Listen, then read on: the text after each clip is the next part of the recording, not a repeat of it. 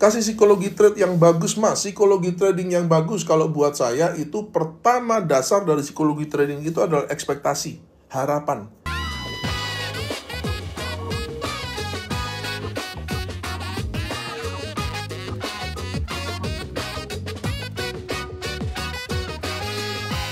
Link pendaftaran ada di kolom deskripsi. Silahkan mendaftar sekarang juga. Ya, Anda masuk ke dunia trading, itu Anda harapannya dapat berapa sebulan? Itu dasar dari semua motivasi yang ada di dunia trading. Nyamuk, sorry. Ya.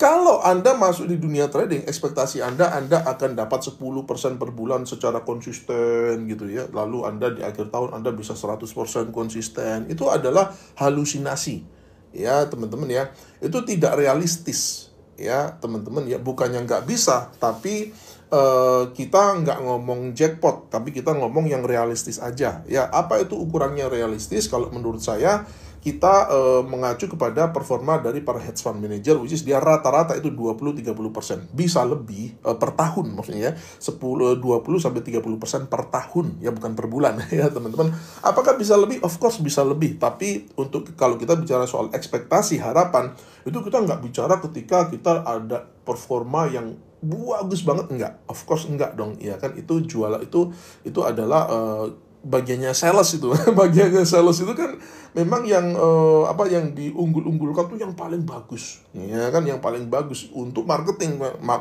misalkan gini. Wah, ini loh kita jual signal atau jual jual apalah, misalkan jual produk ini loh kita hasil kita itu sebulannya 10%. Padahal yang dibilang 10% itu pas lagi bagus-bagusnya ditunjukin ke orang ya. Pas lagi minus nggak ditunjukin ke orang. Jadi kita ngomong fair untuk kita sendiri ya teman-teman, supaya kita punya ekspektasi yang sehat itu 2-3% per bulan.